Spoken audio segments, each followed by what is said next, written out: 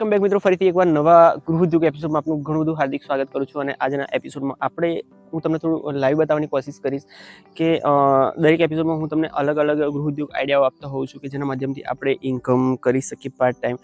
તો હું પણ એક ગામડામાં રહું છું, તમારા જેવો જ વ્યક્તિ છું, અને હું પણ જે પણ ઇન્કમ કરું છું એ કઈ રીતના કરું છું, બરાબર છે. આજે લાઈવ તમને બતાવવાનું છું કે વારે ઘડી હું તમને કહું છું તો તમને એવું થતું હશે કે કદાચ થિયરિકલ કોઈ જગ્યાએ વાંચી યા તો જોઈને વિડીયોમાં સજેસ્ટ કરી દેતા હશે કે આ ગૃહ ઉદ્યોગ કરાય કે ના કરાય. હા, મોસ્ટ ઓફલી દરેક ગૃહ ઉદ્યોગ તો આ રીતે કરાય જ, બરાબર છે. જે મોસ્ટ ઓફલી હું જાણીને તમને કહેતો હોઉં છું, બીજા જોડેથી કદાચ હું વાંચી સાંભળીને પણ કહેતો હોઉં છું, બરાબર છે. પણ એનું એકવાર હું જોઉં છું, ડિટેલ લઉં છું અને પછી તમને કહેતો હોઉં છું. પણ આજે જે પણ મેં પ્રેક્ટિકલી ઓલરેડી કર્યું છે એ તમને એક લીગલી, જેને કહેવાય કાયદેસર, હું તમને બતાવવા માંગુ છું કે હું તમને લાઈવ બતાવવા માંગુ છું. એટલે આ વસ્તુ લઈને આવ્યો છું એક વાડીમાં. આજે આમ બી મારી જોડે કોઈ ગૃહ ઉદ્યોગનું કોઈ સજેશન હતું નહીં, અને એની સિવાય પણ તમારા જે કંઈ સવાલો હતા કે તમારા વિસ્તારમાં કયો ગૃહ ઉદ્યોગ તમે કરી શકો, બરાબર છે, કંપનીના માધ્યમથી કે કઈ રીતે અમે સર્ચ કરીએ, તો ઓલરેડી એ લઈને આવવાનો છું. પણ આવતા એપિસોડમાં હું એને જણાવીશ, કારણ કે થોડી ઘણી કમેન્ટો ભેગી કરી લઈએ, એકઠી કરી લઈએ, કારણ કે એક બેના પ્રત્યુત્તર લઈ અને હું એક એપિસોડ બનાવું એનો કોઈ મતલબ નથી.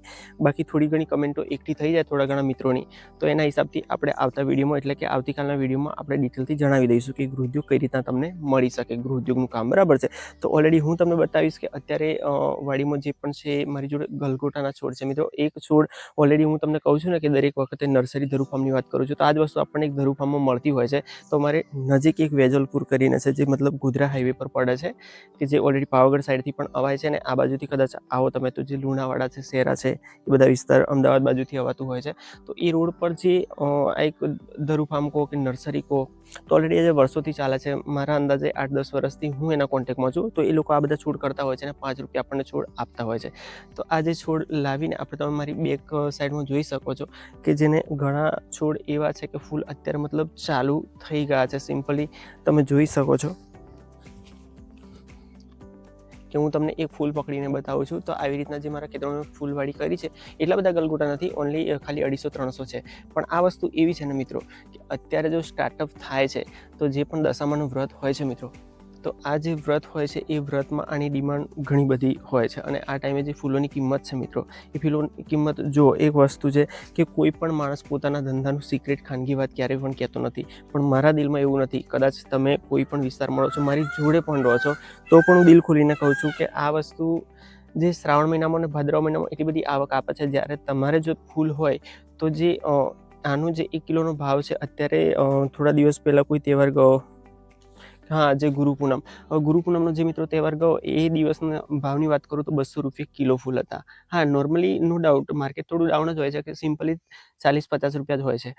પણ જે અમુક દિવસ એવો હોય છે કે વાર તહેવાર કે એવું કોઈ વ્યવસ્થિત વાર હોય છે, તો એના આગલા દિવસે ભાવ ઉચકાઈ જતો હોય છે. અને હવે તો તમને તો ખ્યાલ જ છે કે દરેક વસ્તુમાં, એટલે કે દરેક જે કંઈ આપણો મતલબ ભાવતાલ હોય છે માર્કેટનો, એ કોઈ પણ વસ્તુમાં દિવસે મતલબ જે રીતના પેટ્રોલમાં અપડેટ હોય છે, એવી રીતના માર્કેટમાં દરેક ભાવની વધઘટ થયા કરતી હોય છે.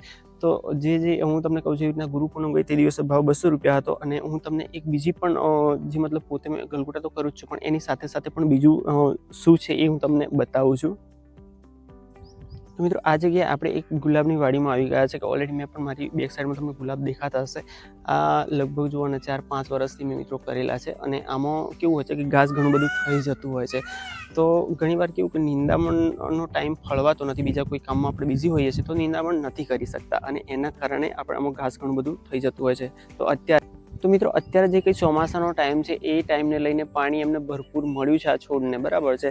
તો તમે મારી બેક સાઈડ પણ ખીલેલા ફૂલ જુઓ છો. અત્યારે નોર્મલી એનો ભાવ કેવું, મેં તમને કીધું એ રીતના કોઈ ગુરુ પૂનમ હોય, કોઈ વ્યવસ્થિત વાર હોય કે કોઈ એવી તિથિ હોય, તો તે દિવસે એનો પૂનમ છે, યા તો પછી અમાસ છે, કે બીજ છે, મહિનાની 2 બીજ આવે, બરાબર છે. તો એ બીજ છે એ પ્રમાણેનો ભાવ બહુ ટાઈટ રહેતો હોય છે. અને એમાં ખાસ કરીને જે ભાદરવો મહિનો હોય છે કે શ્રાવણ મહિનો હોય છે, આ ટાઈમે આની ડિમાન્ડ મિત્રો એટલી બધી હોય છે કે ફૂલ હોતા જ નથી. અને એનો ભાવ 1 કિલોના 900 1000 રૂપિયા ગુલાબના હોય છે મિત્રો. ઓલરેડી મેં પણ ખરીદ્યા છે, અને મેં પણ ઓલરેડી ઓર્ડર પૂરા કર્યા છે, કારણ કે પાર્ટ ટાઈમ હું જે કામ કરું છું, આ ફૂલનો બિઝનેસ કરું છું. ગામડામાં કેવું હોય છે કે જે લોકો મતલબ વારે તહેવારે કોઈ મંદિરે જતા હોય છે, યા તો જે લોકો એક ભગત કહેતા હોય છે, ભૂવો કહેતા હોય છે, એ લોકોને માનતા હોય છે, તો ત્યાં જતા હોય છે. તો આ લોકોને જે કંઈ ઓર્ડર હોય છે, હાર લઈ જવાનો હોય છે મૂર્તિને ચડાવવા માટે, યા તો કોઈ પણ ઈષ્ટદેવને ચડાવવા માટે લઈ જતા હોય છે. તો ઓલરેડી એવી રીતના વપરાશ થતો હોય છે. અને આ વસ્તુ એક દિવસમાં નથી થતી મિત્રો, આ માટે ટાઈમ લાગતો હોય છે. હું દરેક વખતે તમને દરેક એપિસોડમાં કહું છું કે કોઈ બી વસ્તુ આજે તમે સ્ટાર્ટઅપ કરો છો તો આજે નથી થઈ જતું, એના માટે ટાઈમ લાગતો હોય છે. મોસ્ટ ઓફલી લગભગ 7-8 વર્ષથી આ વસ્તુ હું કરું છું પોતે, અને એક્સપિરિયન્સ મતલબ ધીમે ધીમે થતો જાય છે. માર્કેટમાં એની કેટલી ડિમાન્ડ હોય છે, કયા ટાઈમે હોય છે, બધો એક્સપિરિયન્સ આપણને ધીમે ધીમે થતો જાય છે. તો તમે જો આ એપિસોડ બનાવવા પાછળનું એક જ કારણ છે, એક જ રીઝન છે કે તમે લાઈવ જુઓ તો તમને થોડો ઘણો ખ્યાલ આવે કે પ્રેક્ટિકલી ઓલરેડી હું પણ આ વસ્તુ કરું છું, તો મને જે એક્સપિરિયન્સ છે તમારી જોડે શેર કરું છું કે એમાં કેટલો બધો ફાયદો છે. દિવાળીના દિવસે તો જે કે બેસતું વરસ હોય છે કે દિવાળી હોય છે, દિવસે એની એટલી બધી ડિમાન્ડ હોય છે અમારા વિસ્તારમાં, કે પંચમહાલની વાત કરું છું, ઓલરેડી દરેક જગ્યાએ હોય છે.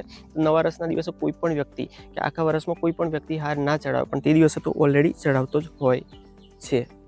તો હવે એ દ્રષ્ટિએ વાત કરીએ તો એક ધંધાની દ્રષ્ટિએ તમે સારી એવી ઇન્કમ આમાં આરામથી કરી શકો, પણ તમે જો આજે સ્ટાર્ટઅપ કરો છો તો આવતા ટાઈમે તમે 100% આમાંથી ઇન્કમ કરી શકો. તો આ વસ્તુ પાર્ટ ટાઈમ કરવા જેવી છે, કામ વન ટાઈમ તમે કરો છો તો આની જે ઇન્કમ છે કાયમ માટે આવે છે, કારણ કે એનું ફૂલ 12 માસ આપણને મળતું હોય છે. હા, નો ડાઉટ એની પાછળ તમારે મહેનત કરવી પડે છે, નિંદામણ ગોળામણ બધું કરવું પડે છે, પણ આમાં કોઈ દવા એક્સ્ટ્રા છાંટવાની હોતી નથી. તમે નથી છાંટતા તો બી મતલબ એને ફૂલ આવતા હોય છે. તો આ એક એવી ઇન્કમ છે કે જેને પેસિવ ઇન્કમ કહી શકીએ, કે આપણે નાના માણસ છીએ, બરાબર છે, કોઈ મોટો માણસ હોય તો કોઈ મોટું ઘર બનાવીને એને ભાડે કદાચ રેન્ટ પર આપી દે, પણ આપણી જોડે તો એવું પોઝિશન છે નહીં, તો ઝીરોમાંથી સર્જન કરવાનું છે. તો આ નોર્મલી આમ 30 રૂપિયા છૂટકમાં વેચાય છે એક છોડ, પણ આ જ વસ્તુ તમે જો માર્કેટમાં સામઠા લેવા જાઓ છો તો મિનિમમ 15 રૂપિયામાં તમને એક છોડ મળી જતો હોય છે. તો તમે કદાચ 50 છોડ તમારી આજુબાજુ જગ્યા છે તમારા ખેતરમાં કે શેરડા પાળી પર, તો તમે ઘર આગળ આ વસ્તુ રોપી દો છો તો આવક માટેનો 100% પર્યાય થઈ રહે એવું છે. તો વેલ મિત્રો, આજના એપિસોડમાં આટલું જ. કદાચ એપિસોડ ગમ્યો હોય તો એક લાઇક જરૂરથી કરી દેજો, અને એ કરી એપિસોડનો એન્ડ, અને આવતા એપિસોડમાં કંઈક નવું લઈને મળીએ. ત્યાં સુધી આપણા મિત્ર મુકેશ બારિયાને રજા આપશો, પણ એ સાથે જ માફી પણ ચાહું છું કે આજે પહેલી જ વાર આવી રીતના ખુલ્લામાં મતલબ વ્લોગ બનાવું છું, તો અંદરથી પણ કંઈક થોડી અલગ જ ફિલિંગ થાય છે કે બધા કોઈ આજુબાજુ રોડનો વિસ્તાર છે, રોડ પર તો કોઈ જોતા જાય છે, થોડી ડર સંકોચ આ બધું થાય છે. તો કદાચ એપિસોડમાં મારાથી કોઈ ના જેવી ભૂલ થઈ હોય તો માફ કરજો મિત્ર સમજીને. તો મળીએ આવતા એપિસોડમાં ફરીથી એકવાર. ત્યાં સુધી આપણા મિત્ર મુકેશ બારિયા ફરીથી એકવાર જ આપો. જય હિન્દ, જય ભારત.